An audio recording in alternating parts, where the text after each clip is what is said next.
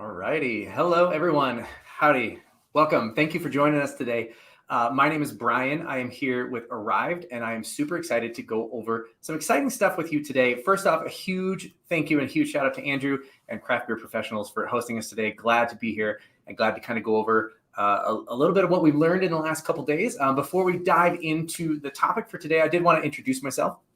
My name is Brian Jackson, and I'm currently in the office here in Boulder at the Arryved headquarters. And I am a Boulder native, born and raised in Colorado. I've worked for Arryved for just over 3 years. The first 2 years I was on the product support team, and now I am part of the product education team. So super excited to just get a chance to go through what we've learned in this last little bit and talk about this topic, maximizing your most profitable season, a summer comeback series. So we ran recently, actually just last week, a webinar series, which was broken up into 3 parts that was looking at your summer season, how to come back to summer and how to maximize your most profitable season. I elected to wear the fun Arryved Hawaiian tropical summer shirt.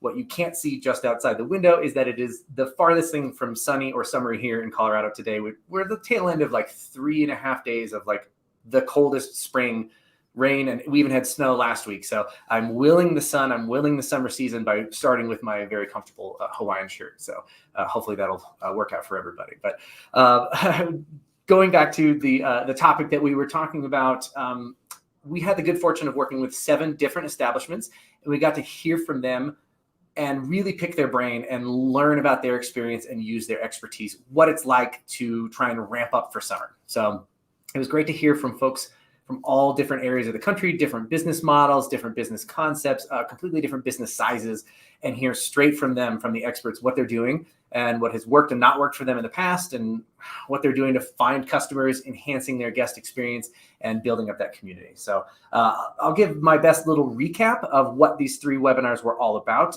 This is sort of like the Cliff Notes version of that, but I would wholeheartedly recommend you can take advantage and actually watch the entire webinar series. We'll provide a QR code at the end today where you can scan that, get yourself registered, and watch all 3, because to hear it straight from these experts really is going to mean the most.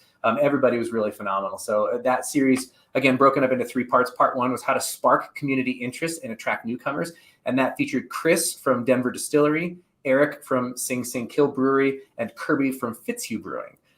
In part 2, that topic was how to train your staff to boost tab sizes. And that featured Mara from the Seattle Cider Company and Two Beers Brewing, and also Jamar from Bavana. And then session number 3 was how to ensure repeat business and a loyal fan base. And that featured Jillian from Levin Brewing and Ross from the Whale Craft Beer Collective. So really, really phenomenal people to coach you through these topics and hear what they have to say. It was moderated by Rachel from our sales team, and she did a wonderful job asking questions, fielding live questions that they came in, and really, really getting to just hear straight from the experts. So what we're going to cover today is a recap of each of those things. So again, ways to spark newcomer interest and engagement in your brand, how to help your taproom team become your ultimate sales reps, and how to garner repeat business and that band of loyal customers. So we've got it kind of broken up into some sections just like that, but we're also going to kind of blend each of the topics together so we can kind of give everybody's voice and everybody's vibe on the topics that we covered. So we're going to dive right in with the first section, again, sparking newcomers' interest and engagement with your brand. So first, sparking new interest outside of your taproom. What's effective? How can you reach beyond foot traffic or that 10-block radius? And this was great to hear from these folks, the things they've tried, the things that they've liked. It was mentioned multiple times, and that the best advertising for your product is liquid to lips or food to taste buds. That's what you need. But the only way that happens is if you've already got someone on site or you're already interacting with them. So what are the things that these places were doing to attract customers and generate that first experience with a new guest? So the biggest one that came up and across the board throughout all 3 days of the session, this was a topic. Most common avenue for something like this is going to be community events, bringing people to your taproom through participating in local community events outside of the taproom. And that's a common effort for a lot of establishments. So it's sort of a twofold approach too, because you're investing in your local area, your local community, and you're also spreading that brand awareness. So this could be anything they listed about, 10 or 12 different ideas, but things like local music festivals, different events, your Founders Day, other community events that are happening right in your own backyard. And so how can you just become a part of that and become a part of those events? in the end, you're looking to help get your product out there and create a wider reach. A big one for Fitzhugh Brewing, that was getting out into the community and being a part of those events. They also mentioned participating in like a beer or beverage passport as a great way to generate exposure, or participating with your local guild so that you're more involved in helping build that community. And I actually decided that I was going to look up the definition of guild because I use the word all the time and I've never really looked it up. And so what I found was guild is an association of people for mutual aid or the pursuit of a common goal. And I think that applies so directly to the beverage industry, to beer in general, to really, really fantastic establishments. Everybody's got that common goal. We're searching for that community. We're working on building something together. So use your guild if you've got one, and tap into them as a resource and a place that you can invest. And I promise you'll get back what you put into that as well. Another great example that we heard when it comes to outreach was doing something like donating your product as prizes for like a raffle or nonprofit organization. So Denver Distillery gave us this example. They're obviously based right here in Colorado. They use raffle prizes as an opportunity to get their product out there with an emotional pull for someone who is making that purchase towards a charity of their choice. So pairing that product with something that guest really believes in or cares about. And they found that those donations often help generate new customers coming through the doors for the first time by just having their product out there. So pretty cool example of something like that, a little bit of outreach that goes a long way coming back to you as well. And obviously very, very important to provide that availability for your product. So when you're going to take your stuff on the road and take your show on the road, how are you going to introduce this product to new people?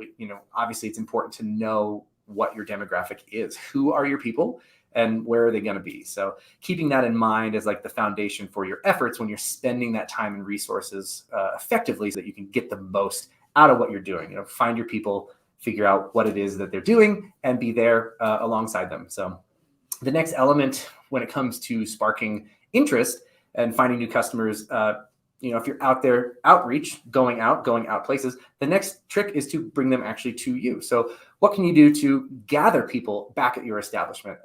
Attending community events out in the wild, like that's a great start. Hosting community events in your space is a really great way to draw other folks in too. So especially if you're going to partner with other local organizations. Again, Fitzhugh Brewing in Texas, they gave us a great example. They work with a local real estate company, and that company hosts community events in their facility. And the great part for them is that the real estate company really does all of the heavy lifting. They do handle the logistics and the promotionals, and it's just on Fitzhugh to provide this space and obviously provide the liquid that goes along with it. And so it's just being open to that opportunity where it's like, hey, you maybe haven't thought of that, but somebody wants to come be in your place. They're going to be drinking your beer and they're going to be enjoying your hospitality, and you start to generate new interest from new people and just something like that, which I thought was really nice. One of the things that I think is super important too is the bonus. When you bring people into your establishment, you're more in control of that first experience. It's obviously great to be out in the community and you go to a festival, you got a little booth, like that's great. But what you really want to do is show them what you can do at home. And so making sure that you bring them in, then you're in charge of that whole first interaction. And that's your opportunity to curate that lasting first impression. It's obviously a given that you want to have a quality product, and everyone's got a quality product. So what's the thing that's going to set you apart, or what's the thing that's going to create that welcome space when those guests are there for the first time? And that's things like having a well-trained and well-informed staff, having happy staff so that, they're supporting your overall vibe, your overall connection, and generating that honest interaction with folks when they're brand new guests in your establishment. And speaking of creating that inviting space, when you start to bring people in, remember that there's all kinds of people out there and everybody is looking for that inviting space. So if you can create that space, that's huge. Sing Kill Brewing gave us some really, really great examples. They're based out of New York, and they're doing just this very thing. Their focus is to provide a safe space for the underserved groups within their community. So that's local artists and immigrants and the LGBTQ communities, helping those organizations, those groups of folks get their message out there and providing a safe place for those groups to come and to gather. So using that space to make everyone feel welcome and providing that great community area. For them specifically too, they said they've got folks that are commuting in and out of the city, and this is a great sort of refuge from that. They're like, hey, a busy work day in the city, and then here they are coming back home, and they've got this place that feels like home to them. And, today is June 1st, obviously the launch of Pride Month. So when we're talking about community and creating that space, never is it more valuable than when we're thinking about things like Pride Month, and just making sure that the people that we care about and the people that we want to serve, that we're providing an opportunity for them to feel like home. So the other thing that was sort of consistent throughout each of the 3 days of the webinar series, and you've probably heard me say it a dozen times already, but the thing that keeps popping back into my head is the word community, being a part of that community, finding a community and creating it. That's something that really can't be calculated. It has to be felt. There's this earnest sort of gut feeling when a place is right, when it's a good fit, when the establishment has the right roots underneath it. And so creating that experience that is unique and authentic for your guests, they're going to tap into that for sure, and an environment and a space that's going to be easy for them and very welcoming. So cool, right? We've got all these plans. We're out there in the community. We're trying to get people to come in. You're doing all this work. You've created this amazing product. That's all awesome. But how do you actually reach them? How do you really find out where they are? How do you spread the word? So you've got the space, you've got the product, you've got the events, you've got the community. Now we just need to actually reach them. So there's multiple avenues for being able to do this. And this is the $1 million question. If any one of us could answer, how do you reach everyone all the time? We'd all be millionaires because we'd have the answers. But one of the things that each of these sites really talked about, and it's going to seem fairly obvious, but there's a lot of digital outlets that you can use to be able to get a hold of people. So not only can they be effective, a lot of them can be inexpensive as well. Maybe generating organic viewership through your social media channels or your website, if you keep that fresh and updated with events and things like that. There's a nice way to just kind of keep everything rolling along. But we did ask them, like, hey, what are the things you're really doing to create that outreach and get a hold of people? And you probably figured it out already. And you can maybe guess, number one, very, very easy. It's going to be social media. That's a huge part for almost every establishment. Their marketing team is making plans how to grow and create engagement and spread the word, and using that platform to get all that information out there throughout the community. So some of these sites, they do it in-house. They've got people who like it, people who want to do it. Some folks can kind of hire out the job if that doesn't suit them, or they've want to focus on some other things too. But social media, obviously, a very easy avenue to get people where they are. Everyone's already on their phone, so why not reach them where they are? The number two thing that everybody mentioned was optimizing their Google searches, using SEO to understand your analytics and how to rank yourself on those main pages, so that when people are searching for breweries near me or close, where do I find a beer, that you're going to populate on that list early and high, so that your site is located and found out. Number three, when it comes to digital, was actually a weekly email newsletter. Sing Sing Kill was really adamant about this, that they've had huge success with their e-newsletter. Their rates for opening remain extraordinarily high, and they can really use that to draw people into their events and their new beer releases. He said the key to that was consistency and authenticity. The people that are opening those emails know when they're coming. They're, whatever the example was, every Tuesday morning, they're looking for that email. They're excited to read what's coming up. They're providing some consistent, very intentional content for their people. And they've just developed that over time, and that's worked out really, really nicely for them. So obviously, it comes to outreach, reaching people where they are is always going to be the goal, and also the challenge. So understanding your community, how they prefer to communicate, and that way you can align your efforts and maximize that, so that you can really get a hold of the folks where they are and turn them into even more ravenous fans for your product. So, and for me, and this is not digital related, but one element that I thought was really interesting, and maybe less strategy involved, but it kind of falls under the branding and marketing, is just your swag. There's so much cool gear out there. And so obviously not a digital thing. That's a little more of like on the ground kind of marketing. But, this industry in general has tons of cool stuff, cool merchandise, cool swag. And the people that like to wear that stuff love to put that on. So, making sure you've got that stuff available for them to either have or purchase or put on or whatever that is. But what a great way to have someone who's already a fan of your establishment rocking your shirt or your cool hat, and they're out there spreading the good word for you as well. So pretty cool. So that kind of takes care of that first webinar that we talked about. The next one was all about leveling up your staff and teaching them how to become great salesmen of your product and how to boost your tab sizes overall. So we've got our folks, we found them, we went to events, we brought them to our events, we reached them on social media, and we've got them in our establishment. So what do we do now to train our staff to be the best sales reps that they can be? And first off, why would that matter? Well, according to a Secret Hopper article, 44.9% of taproom staff are failing to ask if the guest would like more. And so when you stop and think about that, well, that's a really easy way to indicate that there's a lot of growth to be had just from that tab, from that person that's already in your establishment. So that was kind of the lead concept for that second series in the webinar. And the quote that came up, this was Mara Hardman from Seattle Cider and Two Beers Brewing Company. And she said this a dozen times, very much on purpose: informed employees are empowered employees.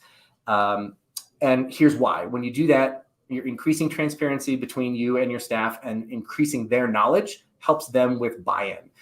It allows your team to do what they do best. She said she's never had any real issues with any staff. A question came across the board, like, what do you do if someone doesn't buy into it? And she's like, they do, because I've let them know why, and I've let them know why it's important to me, and we're all a part of that project together. So everybody's on board. So you don't get any pushback because everyone's sort of already included in the overall concept. So different ways that you can get that information to your employees and help them become empowered. The other person in that webinar series was Jamar, and he said that he really believes that it begins with the onboarding process, giving your employees ways to make the products applicable to the guest from day one. When you're training them, you can set them up for success by doing this. And product A is very, very similar to product D, and understanding how those are connected helps your bartenders and servers with their guest interaction. So making sure to emphasize that your staff members are not just order takers, but in craft hospitality, they are so much more than that. Keeping your team up to date with what's going on the back end, the latest releases, how you're handling that staff messaging to kind of regularly include them really goes a long way as well. Providing tasting notes or what's happening on the packaging side of things, providing your team with that well-rounded product release information so that they are equipped to be that best salesperson for your job. And one of the other things that he did recommend, focus on that beer or your product education, training your staff what they're selling. So not just like, oh, we sell the most of this, or this is kind of interesting. Everybody asks the question when they show up, hey, what's good here? And again, Fitzhugh Brewing, they really said, they try to tell their staff to be honest. So find a product that you do like, that means something to you, and help recommend that product based on that story. So, if I were a server at a spot, somebody says, hey, what do you like? It'd be really easy to just rely on the basic information, the numbers, the stats, the ABV or IBU. Be like, oh yeah, well, the chalkboard says it's 7% or whatever. It's like, that's great. Those numbers are interesting, and a lot of people really like to get into the details, but it's so much more than that. It's more than flavors and numbers. It's about transporting that guest through that experience. So if there's a beer that you enjoy, what is it that you enjoy about it? What does it remind you of? For me, it's like, oh man, every time I crack open this beer, it's like I can just picture being on the beach with the kids and, having this amazing, vacation day. It's like a vacation in a glass. Oh, well, who's not going to want that? So it's like finding a way that letting your staff tap into that honest connection with your product. It doesn't have to be everything. And the key would be that it's really honest for them, that they know precisely the things that they can recommend. This is really what's great. These are the things that are similar. And this is something that's out there that you might really enjoy too. Let's try it together, that kind of thing. So our craft brewing growth trends, we had some information that showed that 84% of the breweries, their most profitable channel is the tap room. So making sure that your bartenders and your staff and the people that work in that tap room are the most empowered they can be, because they're responsible for that 84%. And what if we could grow that even more? So giving them the tools and knowledge to be able to be that rock star salesman. So to say it again, informed employees are empowered employees. So sharing your expectations with your staff, so you have a shared language about your product, everyone feels a part of the process, and then really emphasizing that genuine communication with your staff.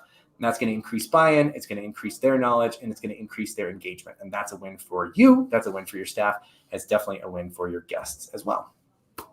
So when we're talking about trying to boost tabs and increase sales and all that good stuff, some people are like, oh, that feels salesy or that feels pushy. I'm not sure. And so we asked, what are some of the things you can do to kind of help with that? And one of the recommendations was incentivizing that. If you've got an empowered team that already feels like they're a part of things, it doesn't hurt to incentivize and help increase that engagement level. And the best way to do that is to get buy-in from your team, asking them what they would like. What are they working towards? What would be a fun incentive for them? And a little game you can play, competition between the staff or something like that. If they maybe have the ability to like choose their own schedule for a period of time, or partner with another local business where you can trade gift cards as a prize for them, because they might already be getting a free drink at work there. So that may not be quite enough incentive. So you might have to go a level up from that, but explaining why you're looking for that increased engagement, that increased tab size, and then telling them why you're going to incentivize that and make that a thing that they're a part of. And then great, if we've got them bought in, everybody's feeling good, and we're kind of doing this thing. Well, how do you measure that? What do you know is going to be the stats you're looking for to keep them accountable for that performance? And hopefully that's going to be reporting for you. Hopefully you have a point of sale system that can help you with that.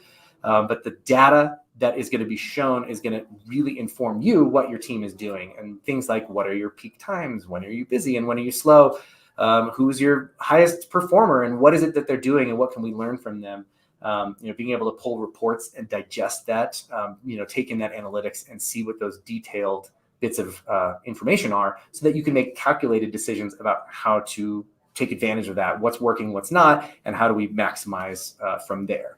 So encouraging your team through various avenues to work together, things like tip pooling, peer accountability, sharing 5-star reviews in team meetings, setting those team goals, and giving everyone that visibility so that they know if those goals are being achieved. That was all like great bits of information out of that webinar, really, really talking about how to round up your staff in a way that everybody's a part of what's going on. So again, and she said it 1,000 times, informed employees are empowered employees. They're going to do the very most for you. So that was kind of session 2. The third webinar talked about keeping your guests coming back for more. So if we think about the first 2 series, we did the outreach, we went and found people, we went to festivals, we got them in the door, we gave them this great opportunity, this great experience. We've got our sales staff, they're doing amazing, promoting the product and being engaging and all the things that we're looking for. So now, how do we get that person to come back a second time? So hopefully some of what you already did kind of laid that foundation, but what's going to be that thing that pulls them in again and again? So the overall guest experience within your space, from the first time they walk through the door to their interaction with your team to the final sip they take before they leave, all of that is really important to get them to come back. And not to harp on the same theme throughout, but even though the topics for each webinar were different, the one thing that I heard each time was community. There is a common theme throughout the industry, and we saw it represented in each of the 3 webinars. Even though completely different topics, this came up all the time. There are certainly tons of ways to incentivize repeat business. You can do things like trivia night and bingo and dancing and yoga, and some sites loved that, and some sites it wasn't for them, and kind of a mixture of everything. Again, finding your people and knowing what it is that they're going to enjoy.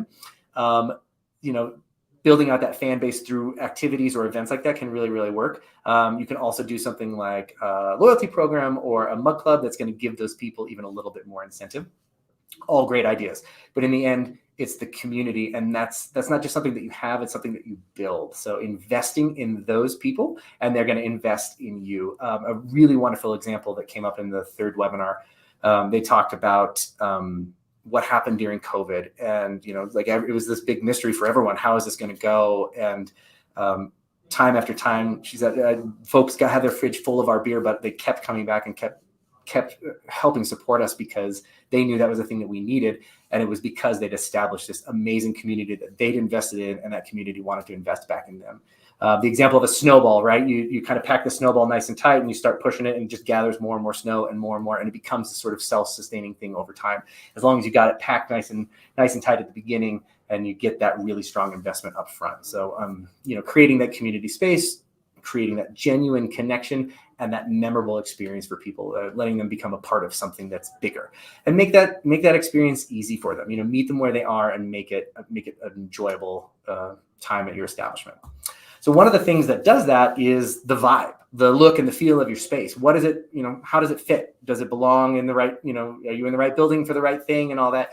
Obviously your vibe is super important. It tells that story, that what the unique value that your tap room adds, obviously what a guest can feel from the other side of the table. So one of the cool things, and you've got the slide up here that we can see, establishments that have multiple locations, what might be different from spot to spot as well. So what are those core elements that are going to stay the same, but what's the community you're in? What's the block you're on? What's the shape of the building? What's the history? And kind of using that to also tap into that. Like that's a very gut feeling. So you could go and try and manufacture that, or you can also just tap into what's already there. And I swear that people will feel that and buy into that so sincerely. So what are the roots and connections in that community? And then what are the core values and staples of your business that you're going to use universally across all locations? What's unanimous with your brand that they're going to find at every spot, and what's going to be different with each of those. So like here, we've got different pictures of the different locations for the whale, and all the different vibes. You can totally tell like different feeling for each spot, right?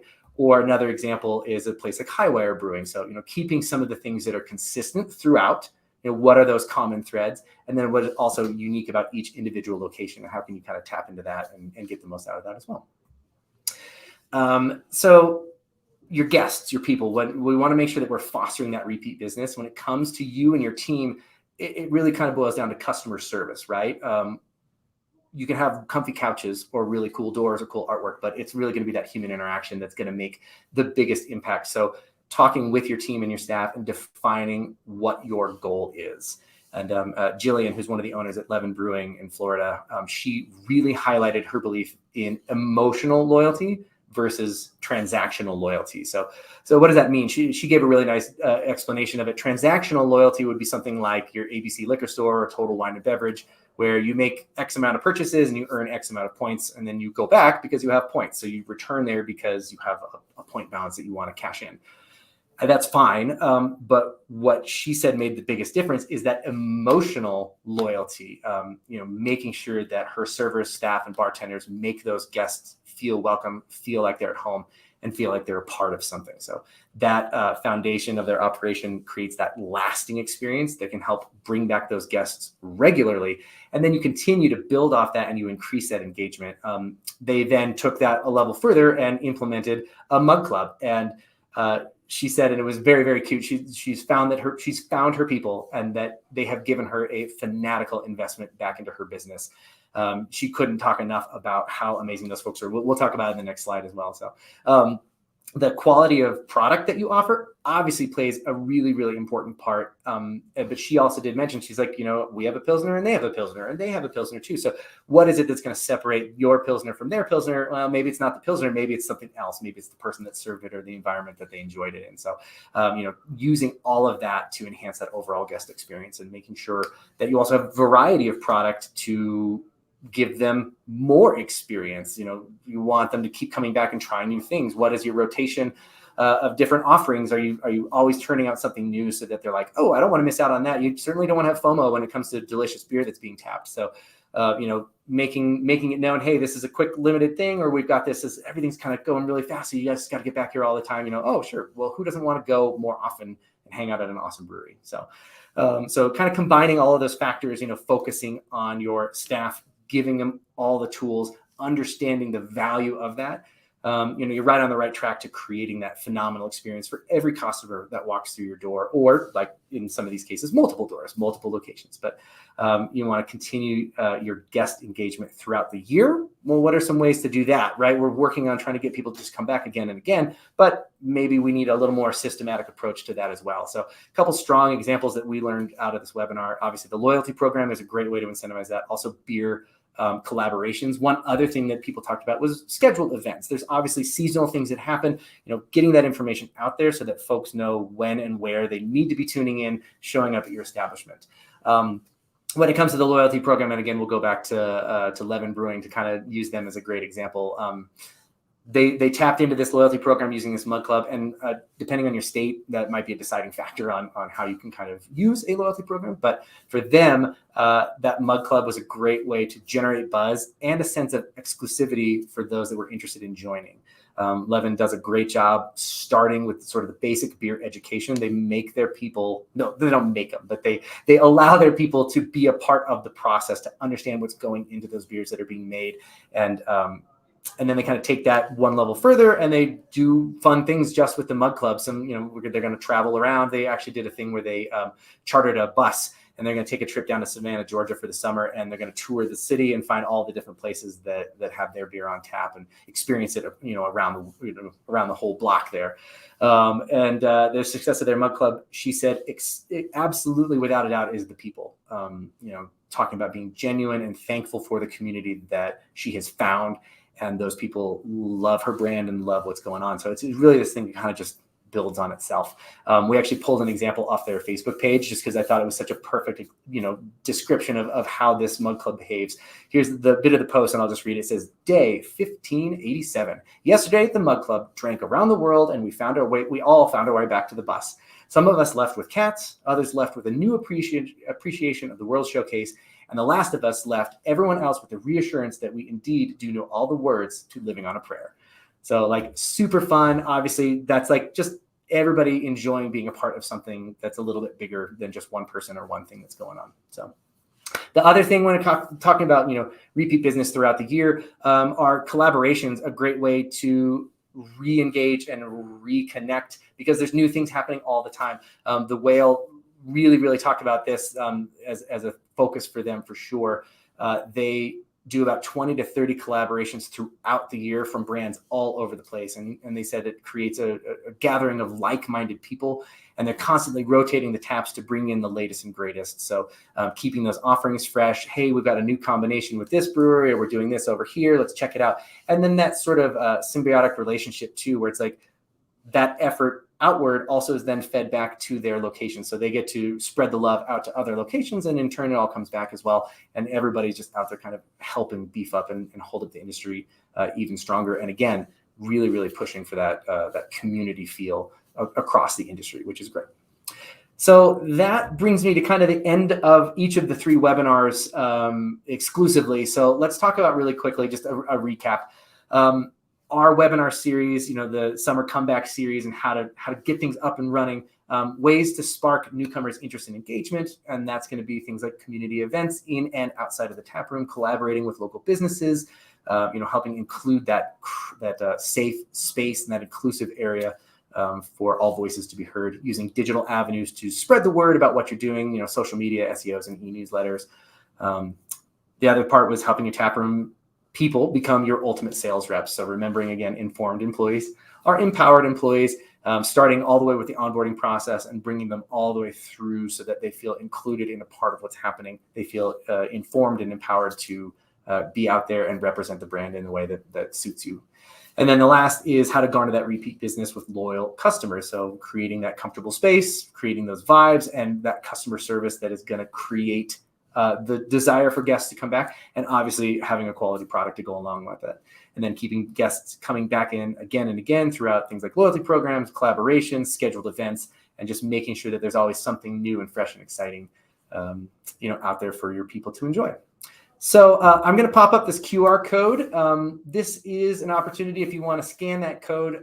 What that's going to do is allow you to actually sign up and register for the webinar series that I was giving the recap for. I wholeheartedly recommend watching each of these. The people that were speaking were so wonderful. They were so genuine, and it was all about helping share great information. Again, what's worked, what hasn't worked, what, different ways to kind of think about things. So it's a great resource to be able to just kind of digest, especially as we're just getting ready to launch into summer. You might pick up something new and be like, oh, that's going to be a game changer for us. And thank goodness that, some nice person popped on a Zoom call and was able to kind of spout some wisdom out for all of us to hear. So we were thrilled to have all of those 7 locations. So again, if you scan that code, you can sign up and take each of the 3 sessions, pull from the best brains in the business and hear what they're doing to, again, maximize those efforts and get the very, very most out of your summer. So that's going to be it for me, unless we had any questions come in.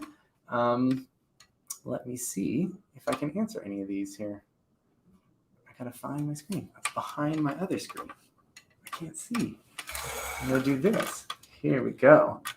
All right, I've got some comments, so pardon me while I click on this. Hopefully you can still see my face. Awesome. All right, and click. There we go. All right. Great. Perfect. Oh, someone said they were driving while they were listening, and mostly everyone's saying, please drive safely. So I think that's about it as far as questions go. Yeah, people are saying, oh, it's hard to believe it's already June. Any advice for people implementing any of these suggestions if they want to get started right for their summer? So the thing that I would say, if you're kind of wondering how to get started, the thing that I would recommend is there's no substitute for just getting going. If you're either new to the industry or you're like, oh, we haven't really done anything like that, how do we even really begin? Look around you first. Are there any businesses close by that seem like they're doing things like that? Is there anyone that you can partner with or pair with to kind of maximize your efforts there? Speaking to anyone else that you might know in the industry about things that they've done that have worked is a great way to get started as well. So perhaps you know someone who can impart some wisdom on you as well. When it comes to any effort is going to be positive, and marketing in general is sort of a mystery, right? It's hard to know what's going to strike and what's not. And as we learned throughout this entire series, there were some people that were like, we do yoga and it's great. And some people are like, yoga didn't work for us. So some of it's going to be experimentation as well. But my bit of advice when it comes to that is if you can dial down and really figure out who your people are, who are your primary guests, who are the people that you're serving, and where can you find them? And kind of, if you can kind of think about that, feel it inside and be like, then you got to kind of trust your gut and just go for something. But again, if you can partner with someone who's had some success, or you can pair up with a guild or something like that, where you can then kind of get the most out of each of those particular groups, that would be great. Everybody in the industry is kind and wants everyone to do their best. And a lot of folks are very, very willing to help in any way they can. Also, I talked about it early on in the marketing section, but swag, you can get your name and your brand out there relatively affordably. There's things you can get your hands on that are a great way, just little handouts or even kind of small things that, again, kind of push that out there, start that brand awareness, and then just get out there in the wild and kind of test some of this stuff out and see how that's going to go. All right. I can't see my questions again, so I'm going to scroll down. I think I got them all. I don't know if there's anything else, but I want to thank everybody for your time today. I really do appreciate it. And a huge thanks to Andrew again for letting us jump on here and chat a little bit about what we learned. Take that QR code or register for those webinars and check them out and hear from some real smart people, and they'll get your summer started right. All right. Appreciate it all. Thank you so much.